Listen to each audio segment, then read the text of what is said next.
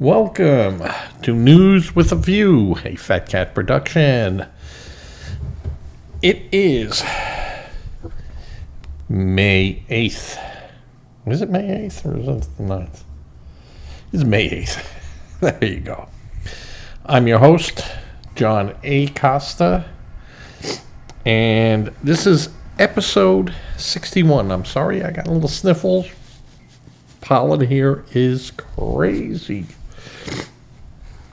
I'm doing this show at about 9 o'clock after doing all the show rundown. And we're going to switch into our next camera here, which I like. And I'm doing this without the main lights on. Doing some things, people complaining that this shadow's on my face and I'm not properly doing the lighting, and so this is just with ambient light. These candles are not on. That's just the light hitting them and the way they look. It's all changing. Tomorrow I'm going to do a little rearranging here. It's been busy day. Busy day for the fat guy. But help Brother Donald with his car today. And I should have done it yesterday, but we were both kind of too lazy to do it, and then ended up having to do it partly in the rain. Take the front of his body of his car off, and to get to the headlights on a Honda, we had to pull like 4 pieces of the front grille off to get to it. And we had some problems doing the driver's side, to the point where my brother did not want to do the passenger side and just leave the headlight crusted over, even though he had one and we were there. We took it all apart, and it would have taken 15 minutes.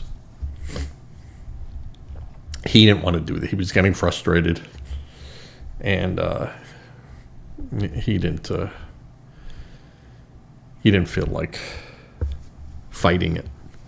And we had took about 25 minutes to put one screw in, because we couldn't. We didn't realize what the problem was, and then I realized what the problem was. It was the clip wasn't pushed in all the way, so the screw couldn't find the hole, but we were doing it from underneath in a blind spot. And he got frustrated, and rightfully so. All right. Today, and this is going to be, like I said, commentary, things taken out of the news. And, well, the top of the list, we have a new pope. Pope Leo. And an American pope. Well, that's one way of getting past the tariff, huh, Trump?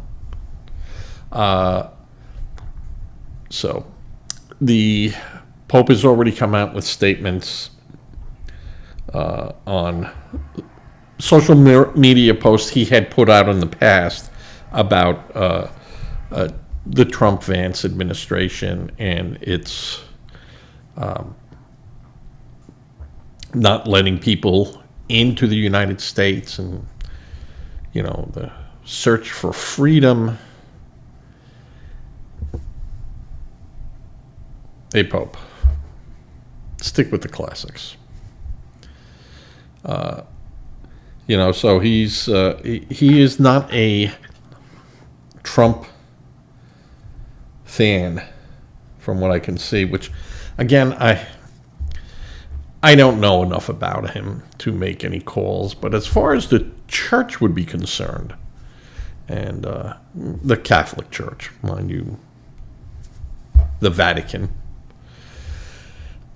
you would think that they would like the idea that this guy is pro-life and wants to see a free and prosperous America as a beacon to the world, and yet they're fighting with him already. Well, we'll see how this goes. I'm sure President Trump will have some choice words, and it will be funny, and I will laugh. So this Pope has spent most of his time in South America. And he was from Chicago now, and yeah, let's give him a chance. You know, let's give Leo a chance. He is the Papa, and we'll see what happens. So that's the big news that came out today, and that came out of the blue. You know, usually it takes a week, 10 days to do this. So obviously this has all been discussed when Pope Francis was sick, and they must have kicked around names. All right. We're going to try to keep this down to 45 minutes. And I told you it was like 9 o'clock or whatever time. It was actually 8:45 8:40 when I started this. So we're tooling along here. I'm going to try to keep it to 45 minutes. Yesterday's show was an hour and 17 minutes or something. I was just going off and off and off. It's what I do. I thank everyone who had watched the show. We're starting to get some people watching it. I keep promising that I'm going to go further out in it, but I got so many things going on. My assistant, Alice Incognito, nowhere to be found. She might come over tomorrow. We might do a quick show, and then go out. So go out to our favorite bar. That is Socrates Station in Socrates, South Carolina. Great food, great prices, great people. Not a sponsor. We do not take sponsors. This is not a monetized channel either. Man, who would pay to listen to this? But that's my plans for tomorrow. And tomorrow and Saturday, I will definitely do shows. Tomorrow's going to be a big day. We have the president making his announcement. Today we also had, found a little bit more about the trade agreement between the UK and the United States, and some other things that are going on out there. Hopefully, the United States and China can come to some type of agreement. Again, as I say, we hold the cards because we hold the money. And, I go online. I have a lot of conversations with people online about the trade. And a lot of people that don't understand the complexity of what has taken place in the tariffs. And like I said, for most Americans, I'm not saying all Americans or anything like that, but for the majority of the Americans, this will be more of an inconvenience. You might have to pay $400 or $500 to have your refrigerator repaired, instead of just saying, screw it, I'll spend $1,800, just buy a new one, get 5 years out of it and be happy. And so you might have to pay $600 to keep that thing going a year and then spend $2,300, not $1,800 anymore, but $2,300 on a new one. So you're going to get squeezed a bit. But that's of as today. And, we can try to guess what's going to happen tomorrow, but for the most part, we don't know. The tariffs, are kicking in.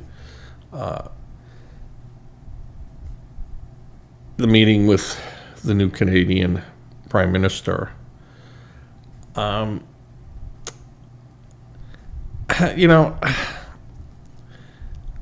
I kind of understand Trump, and I do agree with a lot of things that he presents. I just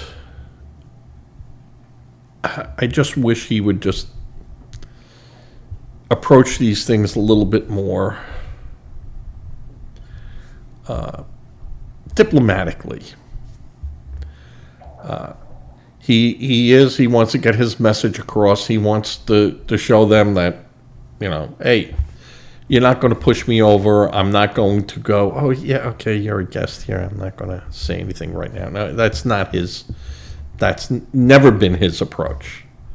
And that's what I really admire about the guy. He'll tell you, you look terrible in that suit. Yeah, that dress doesn't make your butt look big. You got a big butt. All right. Nothing you can really do about it, maybe. I don't know. So he just gets very.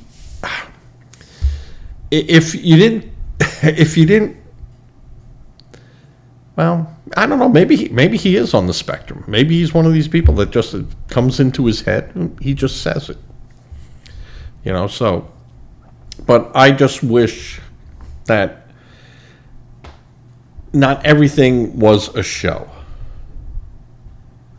And mostly with dealing with our partners on the north and our partners on the south, even though I would say we're more of a partner to the north. And I can understand if I was the prime minister and, someone was calling me, their governor or the 51st state. Yeah, okay, Yeah, it was funny once, but, let's not make it a whole show. That is a partner that has been a partner of ours forever.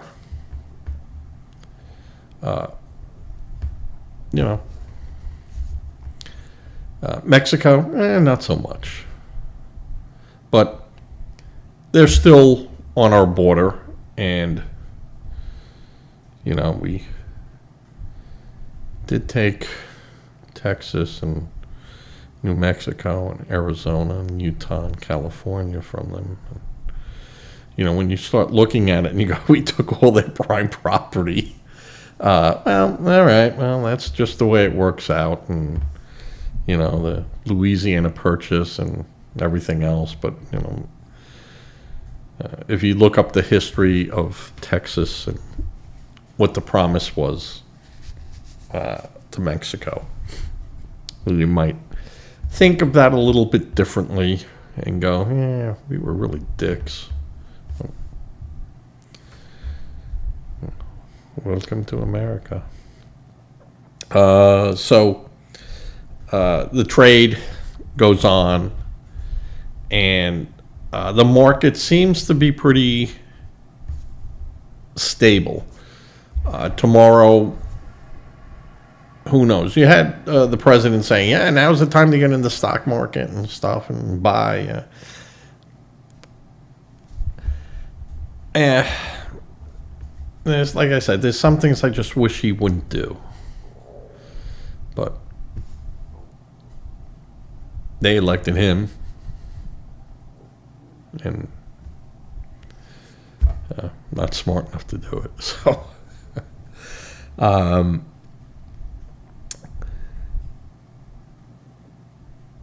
argument that he is having with Federal Reserve Chairman Powell,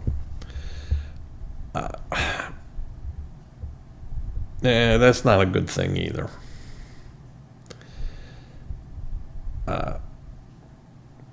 He knows he can't fire him.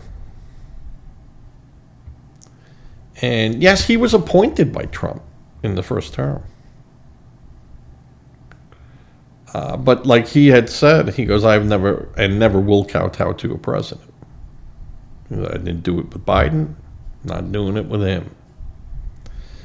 And that is why a lot of these positions in the government that go through the Senate confirmation hearing is so that this person's going to outlive presidents. This person could be in there 10 years. So, it behooves the Senate to ask all those questions and get down and dirty. And so they go on record as saying, hey, we asked him about this. This is what he said or she said. And I'm using those nouns. I don't care. My show. So in that essence, I don't mind those questions. I don't mind how dirty they get. It's annoying because they ask, the same question over and over again, just a different person, and some of it's scripted and some of it's not. And it's basically you'll get maybe 5 or 6 senators that get good questions in there, and the rest is just, thank you, and then, well, did you say this? And all right, well, we're still concerned. My colleague, and they go through the whole song and dance. But it's important that those guardrails, there we go, those guardrails are adhered to. Where, you just can't get a president to go in there and go, you're out of here. But like I said, history. FDR fired the Federal Trade Commission chairman because he didn't like the New Deal, because that was socialism. He didn't like it. And he fought him and fought him and fought him. And like the National Recovery Act, the original NRA, not the National Rifle Association, that was the National Recovery Act, was found unconstitutional. They had to stop it because of people like him. He said, yep, not doing it. They didn't want it to call Social Security, as we know it's Social Security, because of the social, that it goes against our principles. And you had people screaming and yelling. The same thing about Medicare, too. Now, you try to take that away. The people, whoa, Republicans, Democrats, so, yeah. That is a problem. And the chairman, where you go, well, what the hell does, they do? Well, they set the rates. They actually, they don't control the flow of money, but they do control the intake of money and how it gets distributed around the country and how much money, is in the piggy bank. And they control the interest rates. It's huge. Huge. So, when you go, what do these people do? What are their responsibilities and things? And you start reading about it and you realize that these people that are in these government positions, they can control the president. Up to a point. I'm just going to say that, up to a point. But they can control the president. They could tell the president, nah, he ain't doing that. Nope. And you like to have those measures as long as it doesn't clog the flow of the executive branch. And that gets me to district judges. The Supreme Court's going to have to step in there. I would be shocked if they're going to allow district judges to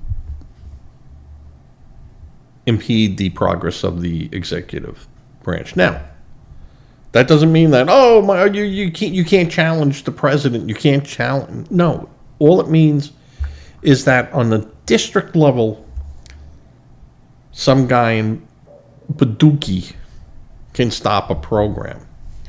But it doesn't mean that the 3rd district or 9th district federal judges can't go in there and go, well, we're not going to allow you to do that. And then it goes to appeal. And then, if it goes sideways and stuff, it goes up to the ropes. And that's the way it's supposed to work. And this idea of allowing district judges to get involved on the federal level, why have federal judges? Why have all that? If, some guy in traffic court can hold you up. That's not true, not traffic court. Yeah. A district judge. So that is something I would like to see immediately appealed up to the Supreme Court. But it's very rare that you can then leap from that right to the Supreme Court. It has happened, and they have done it. And of course, in our lifetime, have done it quite a few times. But normally, you have to go through federal judge and all the way up the process of the steps to get to the robes. And that is exactly what each party does. It's not just the Democrats that clog up the works. The Republicans clog. They all do because they can slow it down. They can, take the stride. They can break your stride.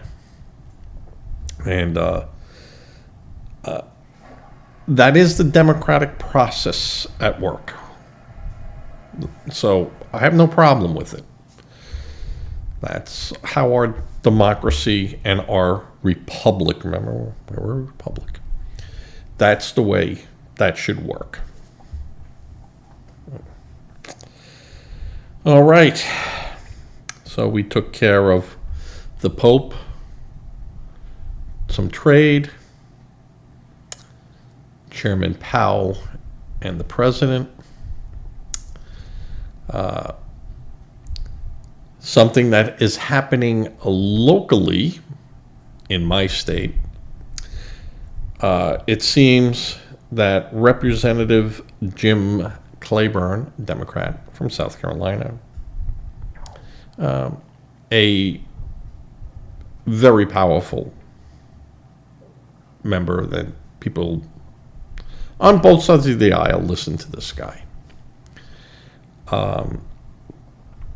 He had got a grant, and it doesn't sound like $800,000, a grant to a nonprofit in Richland, South Carolina, to fight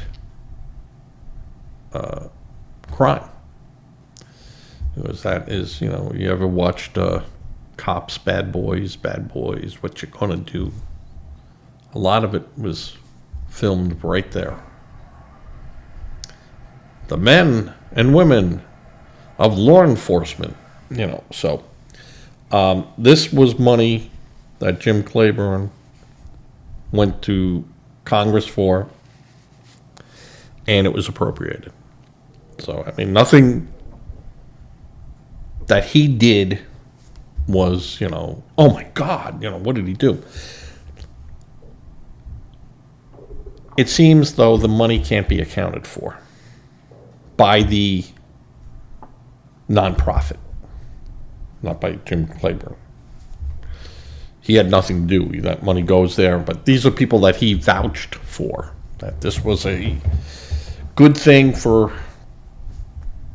Congress to send money that way.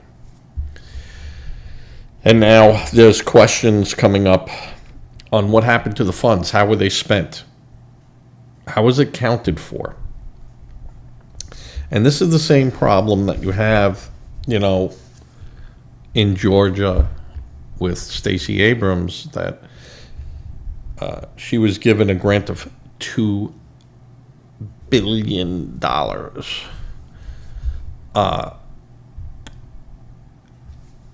What'd she do with it? And it was to buy appliances for poor people. And that sounds, good. All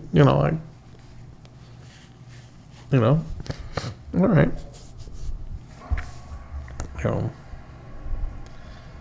And again, people are asking, what'd you buy? How'd you do it? Who'd you buy it from? And again, did you go to a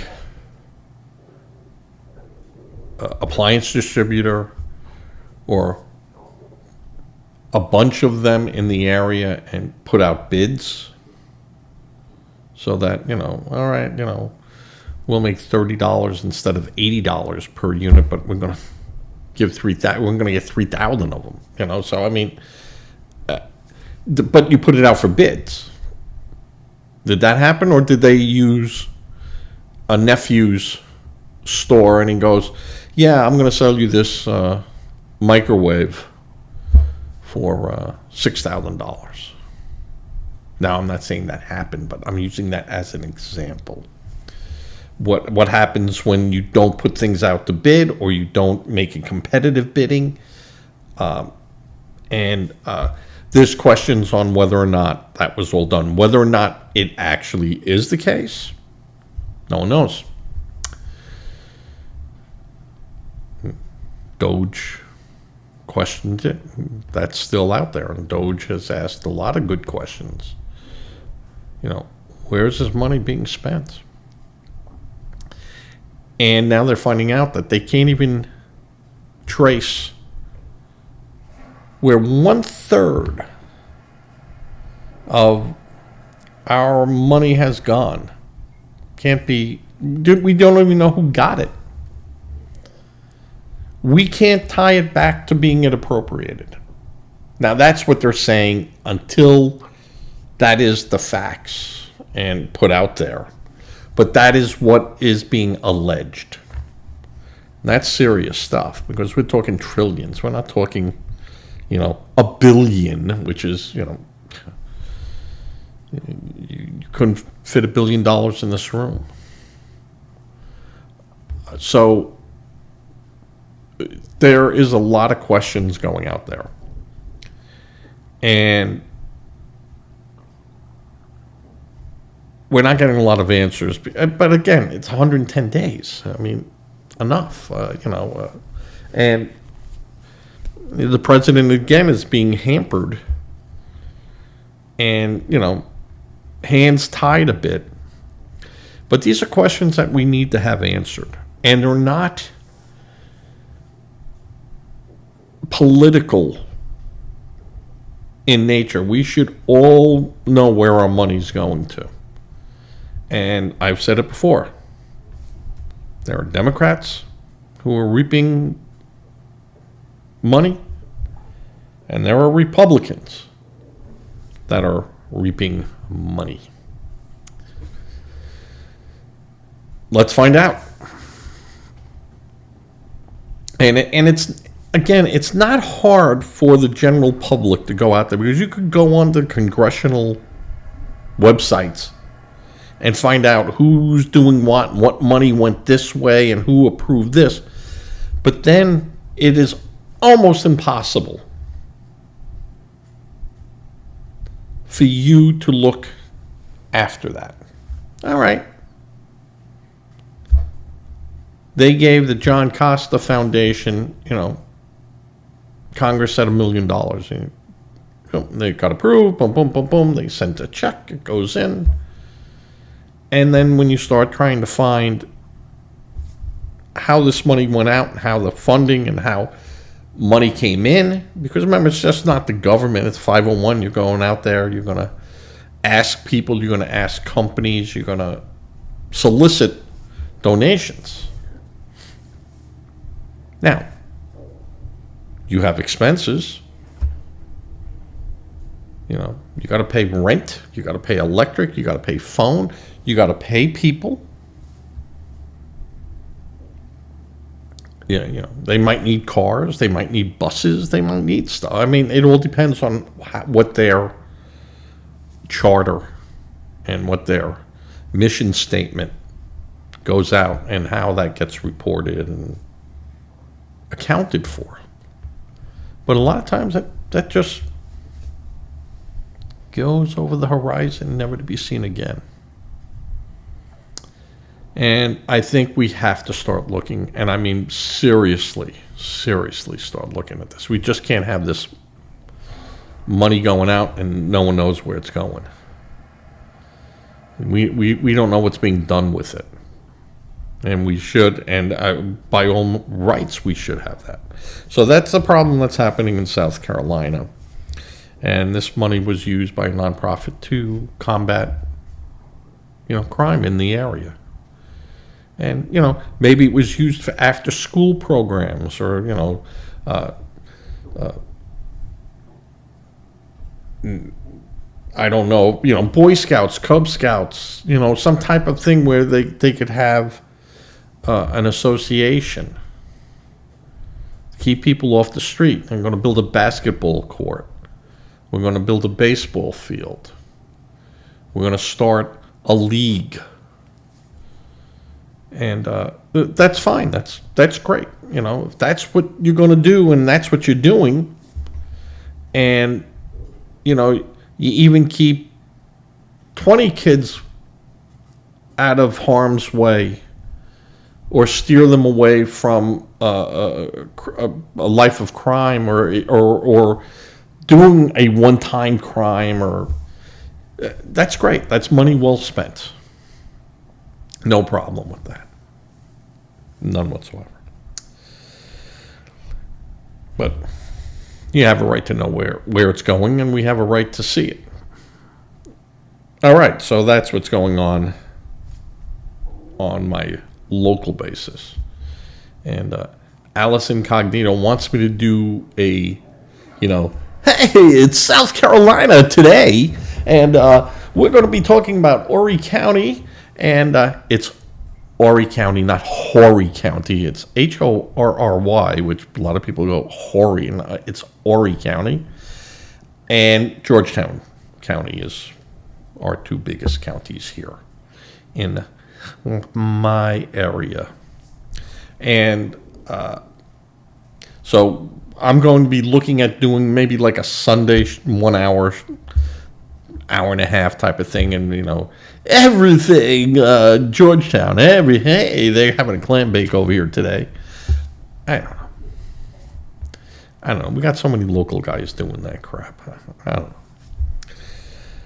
know. The other thing I'd like to discuss, Joe Biden has come back onto the scene. Did his interview on the BBC. Did his interview on The View. Not News with a View. Though I would be thrilled to talk to former President Joe Biden.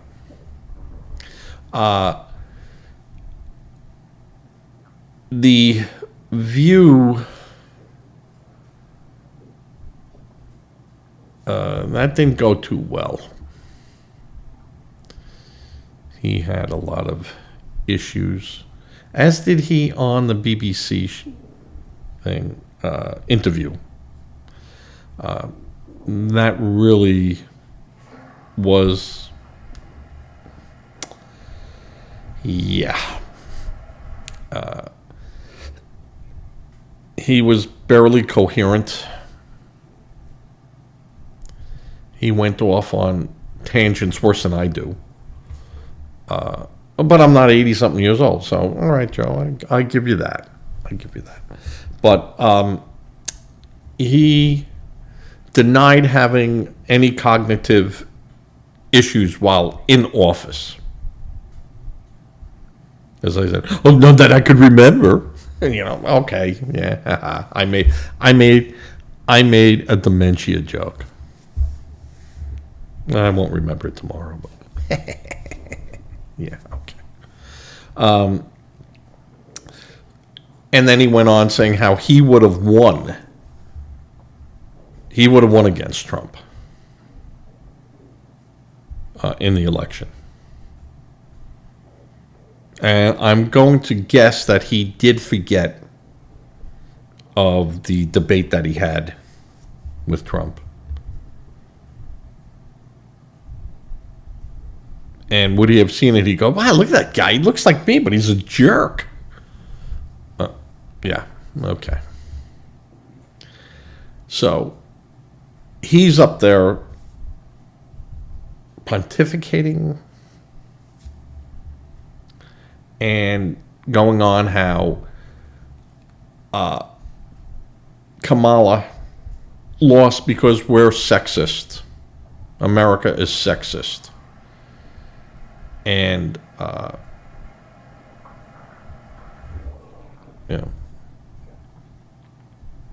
we were conned. So, this again, and he said it in a nice way, just calling us stupid. Now, what's the Democratic approval rate? It's less than 20% now.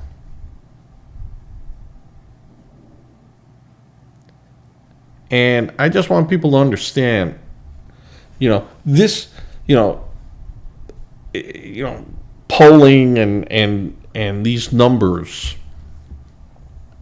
what it actually means. It actually means that the last one they did, it was a 21% approval rate. So you lost 79% of people that are unhappy with you.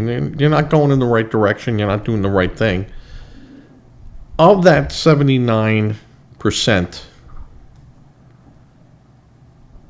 when they walk into the booth to vote, 50% of them are going to vote for the Democrat. I might not be happy with you, but I'm even more unhappy with a Republican. So I'm going to vote for you. But in that other 29%, you have to start calculating what people aren't going to vote. And remember, if you can't get people to vote, that's a vote against you. That's how you have to look at it. It's a vote against you. It isn't like, it's not going to count because neither party going to. No. It doesn't work that way. If you can't get your people out to vote, that's a vote against you. And the other guy who's going to get the vote, or gal, will get the vote. And you missed out on that. Another, vote to cancel that out, and that's, how you get up there. So out of that 79%, you're going to have 29% that is then uncommitted. Of that uncommitted, maybe 30% of the 29, now remember that's 100% of that, might just say, I'm not voting. I can't, I don't like that guy, I don't like that, I'm not voting. I'm not going to donate money. I'm not going to volunteer. I'm not going to put a sign on my lawn. No, I'm done. I'm done. Now you have to take that number and then look at the overall number. And if you were in a very close race, 3% difference, you lost. There is no way you can make that difference up. You lost. And that is what the Democrats are facing. And if the Republicans, if the GOP can get of that 79%, which now take that away, and that let's use whole numbers. So that's 100%. The 79, you turn that into 100, just for calculating purposes. And you get 10% of them to vote Republican. And you can get 30% of the 29% not to vote at all. And you can get, the Republicans can get their people out to vote. The Democrats don't stand a chance. And they don't stand a chance in what has been traditional blue for the last 20 years, blue states. I mean, California was red. New York was red. I mean, so it happens. But you have to look at, what for the last 3 elections and that, and I think the Democrats are going to lose more seats come 2026. 2028 might be different. But 2026, I can't see I can't see them doing anything unless something monumental happens. And anything's possible. But you now have the Democrats going after Fetterman and saying, he's a nut, he's crazy, he's pounding the desk, he's screaming at people, he's off his medication, he has to be removed. Now, we're only reading about it. We haven't seen that happen. No union person who has met with him and they said, hey, he was pounding the desk and screaming, why doesn't anyone like me? You all hate me. I haven't heard any of these people come out and officially say, hey, I'm the head of this union, and I was at this meeting with Senator Fetterman, and yeah, I was about to call 911. I was afraid. I haven't heard that. I haven't heard someone come out and say that. I've just heard alleged and innuendos and things of that sort. And that's what the Democrats do. They did it to Joe Biden because Joe Biden had come out and said, hey, there was nothing wrong with me. I was just fine. And yet you had everyone behind him going, well, Joe, this way.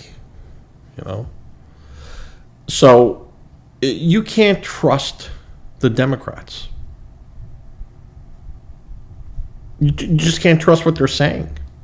You can't trust the media. Except me, I'm an open book. You can't trust the media to be telling you the truth. I mean, the media lied about Joe Biden. They've come out and said it. Yeah, we didn't want to say anything. They lied. They lied. Warren, Pelosi, Schumer, Schiff, Green, Waters, they all lied about Joe Biden. They knew the guy was having issues. And it wasn't, he wasn't drinking, he wasn't doing drugs, the guy was just having cognitive issues because of his age. And all these people, up until he was pushed out of the race, kept saying, I've never seen the guy so sharp before in my life. They lied.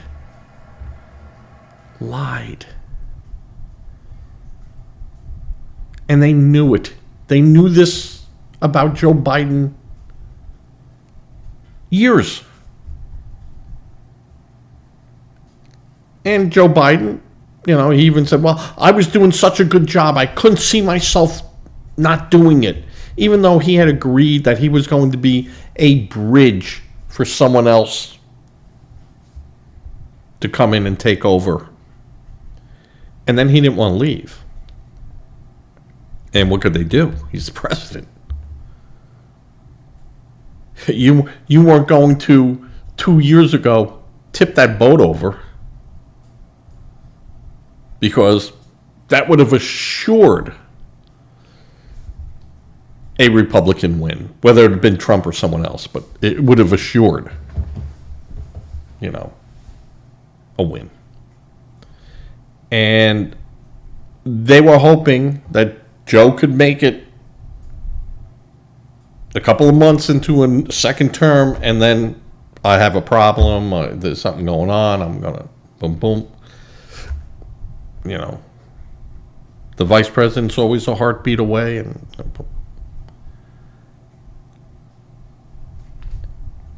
and he couldn't do it. The debate sealed his fate. And Joe could talk all he wants about, I would have won that race. There was no way. No way. The losses in Congress would have been worse for them. They actually fared pretty good considering. But they still lost the houses. They lost the Congresses. They lost the White House. And again, my stance on all blue or all red is never a good thing. Because it's just not how things get done bipartisan. So now you'll have a Congress that can be very strong, but it might not represent all the people. And remember, just because a Democrat wins or a Republican wins, I'm only going to serve the Democrats, or I'm only going to serve the Republicans. Did you vote for me? Great. Come on in. No, you didn't? Loser. Good luck. No, it doesn't work that way. You get elected, you represent everyone. Now, you will have your agenda that you have worked on and you won your election on, so that's going to go forward. But you're still going to represent all these people and listen to them. And hear them. I didn't say anything about obeying them, but you represent them. They have a right to be heard. What I call reasonable. Just everyone has crazy requests. But Biden getting up there and doing what he's doing, oh my God, they should just say, Joe, please don't. Now, Joe is doing speaking. He's doing speaking tours. And honestly, he needs the money. All his money has dried up. His family's money dealings that they were doing, no one's dealing with him. And, who knows where Joe has his money? But you remember that Clintons ran into trouble. Remember? Clintons ran into monetary problems and now are billionaires. How do you think that happened?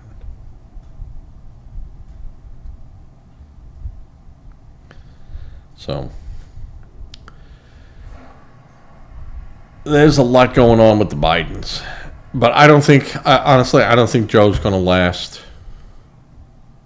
I don't think Joe's going to last.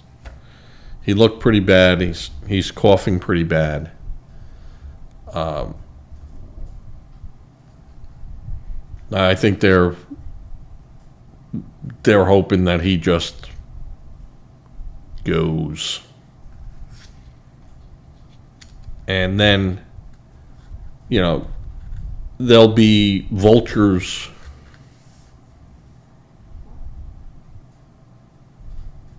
but the flesh only lasts so long.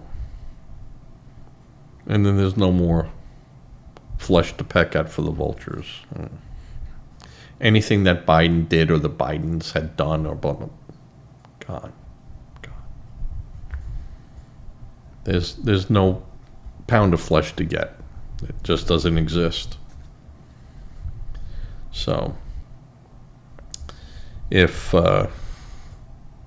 they're going to try to exact or extract a pound of flesh from Biden, they better start doing it soon. I'm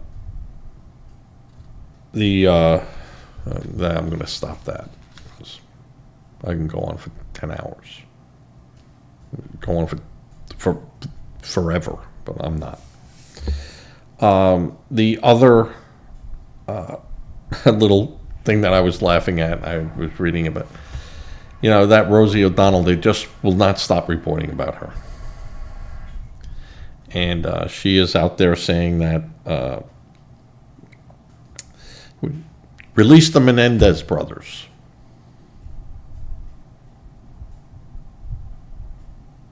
And she's also come out and said that if she wasn't gay, one of the Menendez brothers, that would be her guy. Well,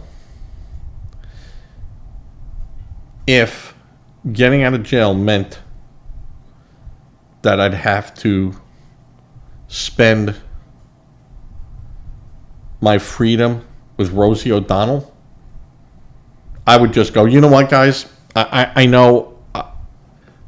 Yeah, I did it. I killed my parents. Don't let me out. For the love of God, I'll do it again. I've killed before. I'll do it again. Don't let me out. And, because if I got to live with Rossie O'Donnell, oh, yeah, no. This state, can I pick my, is it like South Carolina? Shoot me, gas me, inject me, electrocute me, hang me, whatever. Dead is dead.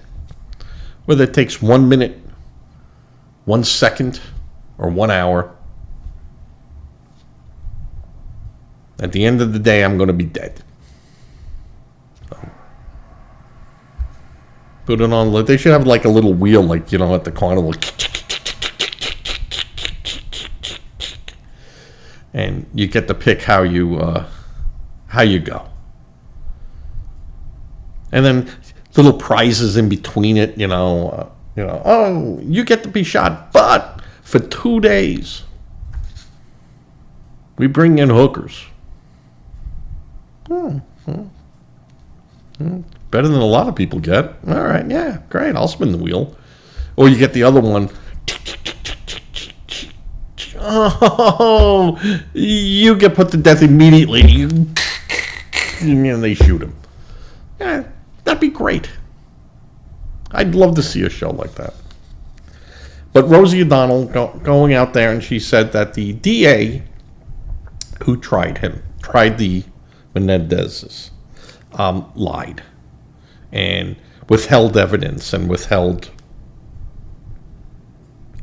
information that the defense should have had during the discovery process. Discovery is, where the government has to provide the defense. The prosecution has to provide the defense in a criminal matter all the pertinent information that they have at that time, so that they could then go, hey, it says here, they got a bloody knife with your fingerprints on it. Well, yeah, when I went in the room and I saw the knife on the floor, I picked it up, but I didn't stab him. Well, all right, we got to put this down so we could have, was it held in the hand or was it held like this, or whatever they do in the. I watch a lot of Columbo, so discovery is extremely, you have to give that information to the other side. And if the other side has information, they got to give it to the other side too. It's not just one way. It's got to be like this, because there might be information where the prosecutor then goes, holy crap. Hold it, if this is true, and he was in Phoenix, Arizona, and not San Francisco when this happened, we might have the wrong guy here. We got to check this out. And that is the way the legal system is supposed to work. Does it work that way? Sometimes. Depends if you got really good lawyers. How far they're going to go to bat for you. And sometimes they tell their client, just, plead to it. I can make this deal, instead of a felony, you're going to get a misdemeanor, and then you live with a misdemeanor, you might not be able to live with a felony. And you're not going to do any time, or you might do 3 weeks in county. Or, if this goes the other way, you might do 10 years in state.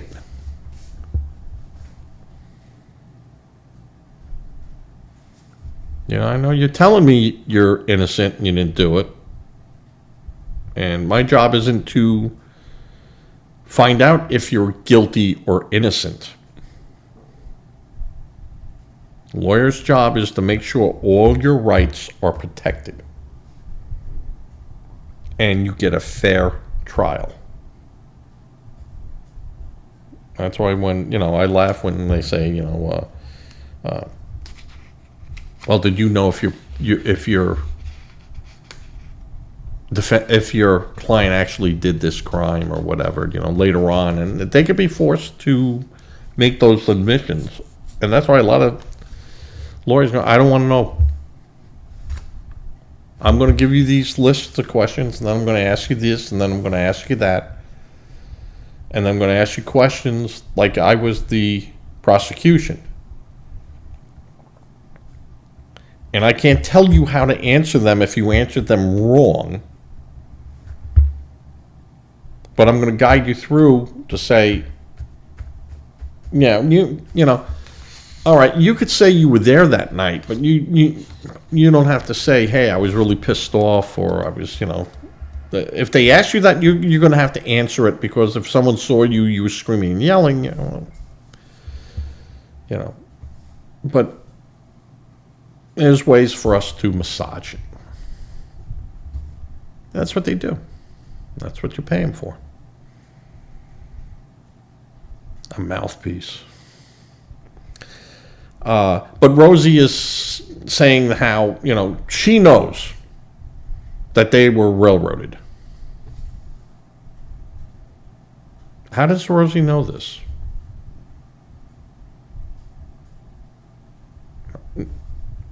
How? Was she there? Does she have information? I mean, when I hear these celebrities start going off on this type of stuff this way, I gotta really ask the question: Are they sane? You might say, hey, they had an ineffective lawyer, or hey, why didn't there? I spoke to my lawyer about this, and the lawyer said I would have asked this question, I would have gone down this road, I would have done that, and then you could say, well, I think they had ineffective counsel. But then when they go, and they try to get a retrial on that, I had ineffective counsel, and they go, he asked this question. He objected over here. It was sustained. He asked this question, and it was, answered. He objected here, and we agreed with his objection, and we stopped that. And so they had effective counsel. So it's not easy to prove that. And you might have a lawyer said, hey, I took this case pro bono because that was like my third case. And, I might not have asked all the questions I should have asked. And I skipped over this, or I didn't do what I was supposed to do. But that's very rare. That is very, very rare. This, even Trump, who said, "Hey, my lawyers stunk in New York. They should have argued this, and this." You ain't going to win that argument. You're just not going to win that argument. You could then say there were procedural issues that, the judge just said, nope, not doing it, and they go, but. This has been done before under the exact same conditions, and as a matter of fact, there's been 12 times where you did this. And you turn around and just say, no, I'm not doing it now. Now, a judge is given a lot of leeway. You think that it's a democracy, in a court. It's not. That's why they're called a judge. That's his house. And don't pee on the carpet. So you got to play real nice. And where you see these lawyers, Your Honor, you're a piece, you're a crook.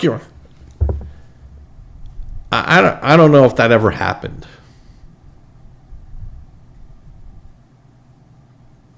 I don't think that would ever happen.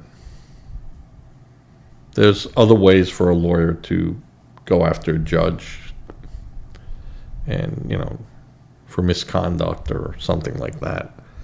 And, you're not going to get there by, you're a hack, Your Honor, you're on the take, Your Honor. It's just not going to happen. That's great for movies, but that's not real life. There's no judge after that. Yeah, they're not going to want to deal with you. And to become a judge, you got to be pretty smart, pretty good, but have been a pretty good lawyer. And you got to remember, you have people that work for the judge. So if there's a question or something, that guy's in the back room looking that up, and then brings that out to the judge, and Piedmont versus Quitwari in 1918. So we have vetted law. We have a verdict on this. We have a ruling that went all the way up or whatever. Yeah, no, yeah. Can't do that. Objection sustained. Continue on. So, and I realize that very rarely happens too. Because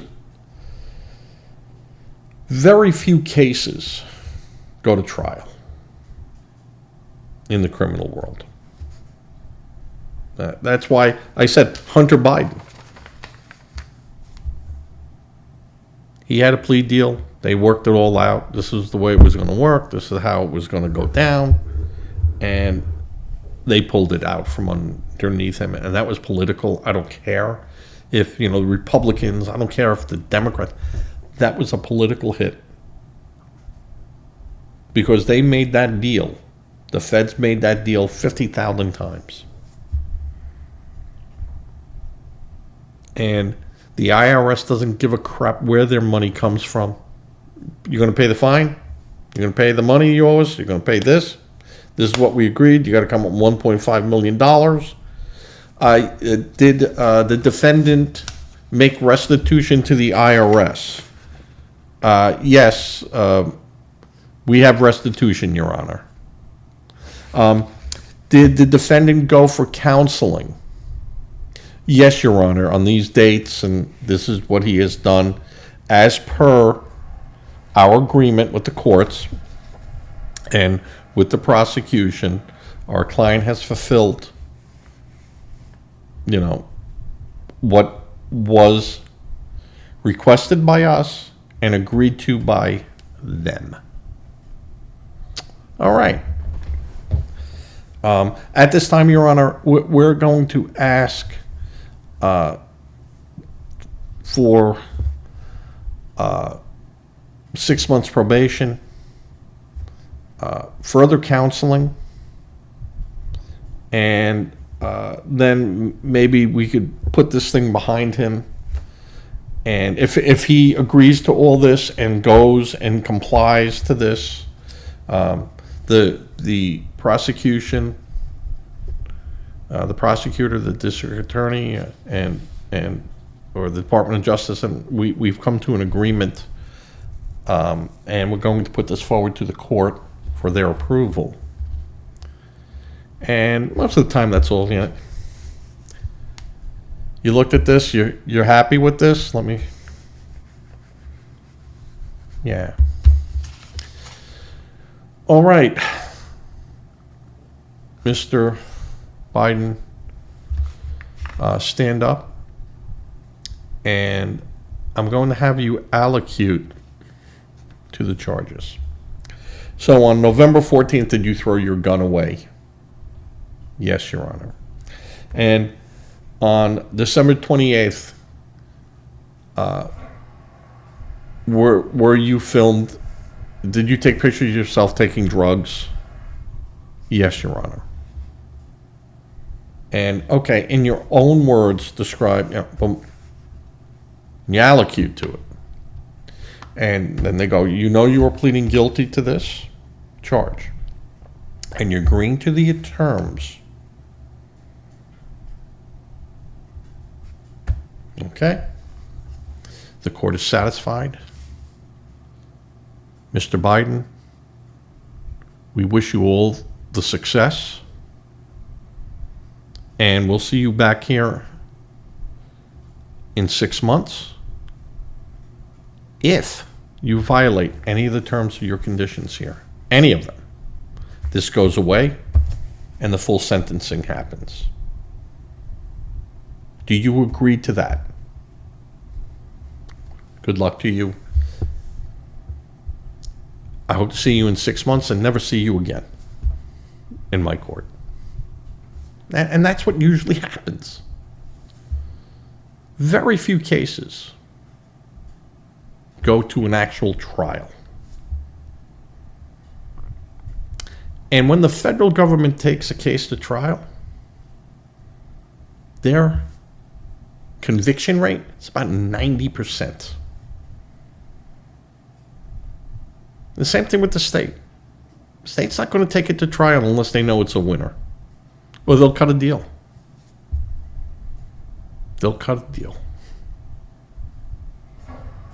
Because by cutting deals, both sides get a check mark. I did my job. They did their job. Check, check. Next. And as I've said before, as was told to me by lawyers hate being out-lawyered.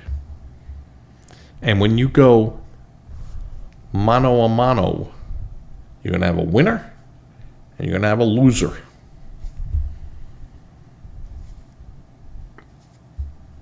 So it gets very complicated.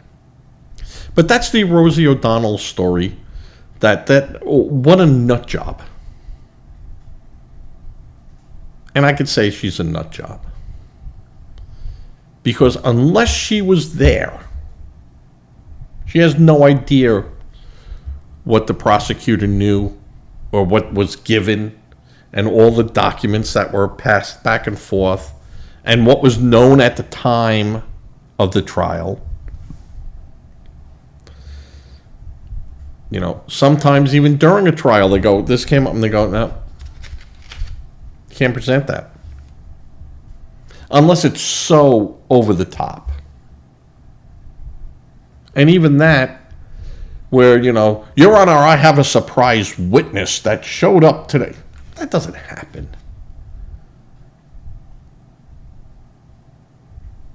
The prosecutor or the defense counsel would ask for a sidebar with the judge. If that were to ever come up, and say, Your Honor, I'm letting the prosecution know and the court know that a witness has come forward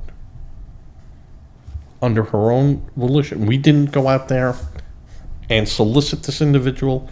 They came to us. And they provided us with information that we need to corroborate. And at this time, we're going to give that information to the prosecution because they will want to corroborate it too. And so at this time, we're going to ask for an adjournment. We need an adjournment for 5 days or 3 days. Or maybe it's one of these things where the district attorney would turn around and say, let us talk to that person. You know. And, you know, what have you told this individual? You know, did you tell them to lawyer up? Did you, you know, and which you can tell them, hey, listen, I can't represent you because I'm representing my client over here. But you need a lawyer. And, you know, we'll provide you with a lawyer, but it can't be us, and I can't have anything to do with you after this conversation. And that's what ends up happening. You know, and that's very rare. That's very rare. On the prosecution side, too. You know, Your Honor, yesterday we found through compelling evidence, and the judge might turn around and they go, oh, you're bringing that now?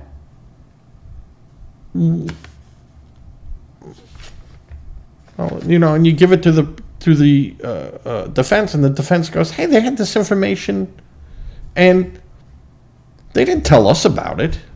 And the prosecution can turn around and go, well, it wasn't evidence. We didn't know. It was just, you know, words. And then this person came forward, and all of a sudden, you know, they filled in they checked all the right boxes. The judge might turn around and goes, well, you should have asked those questions 8 months ago. Now we got to do all this and go over all and you know, either have a mistrial or stop the trial or something. No, I'm not doing it. You can't. You can't submit it as evidence. You had enough to go to trial before this? Let's go. And they could object and go, Your Honor, we're going to, that's fine, object. And sometimes you see lawyers objecting. I object, Your Honor. Sustained, but I object. Because they go on the record. If they want to appeal it, they've objected. And the judge said no. Now, sometimes judges make mistakes. And that becomes an appealable thing. I objected, but I couldn't fight with the judge. Judge said no. But now, afterwards, because the verdict we feel was not just, and it was because if I was able to stop the proceedings right then and there and object to it and then dive into it, but I wasn't allowed. And that's why sometimes you see I object, sustained, object, because they go on the record. They go on the record. And that's where I said it's hard to prove that a lawyer was ineffective. And the person that got screwed by that was, the radio guy, during the Connecticut shooting with the children in the school. And because the lawyer didn't object to something, and it was a crucial mistake, and when he objected to it, and it was sustained, he could appealed, and he couldn't. He lost the case. Can't appeal it because your attorney didn't do their job. You want to sue your attorney? Go ahead, knock yourself out. But he didn't object. If you don't object, you accept. There you go. So Rossie O'Donnell, if you have information of the Menendez brothers' innocence, present it. Now, does she have a right to say, yeah, let them free them? Yeah, she has a right to say it.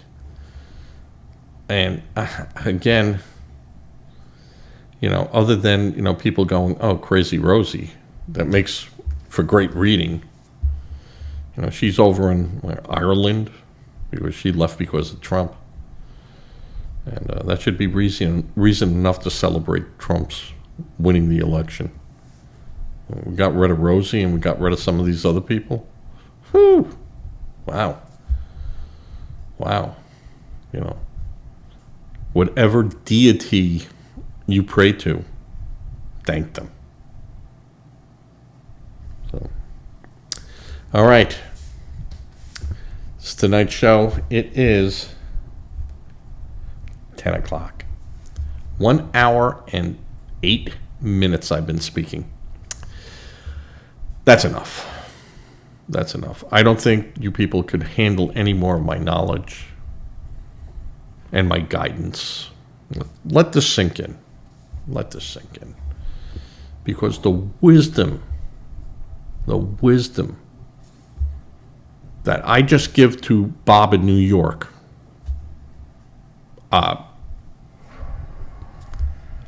I know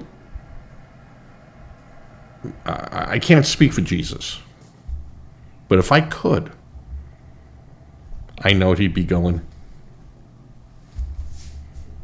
all right, say a prayer,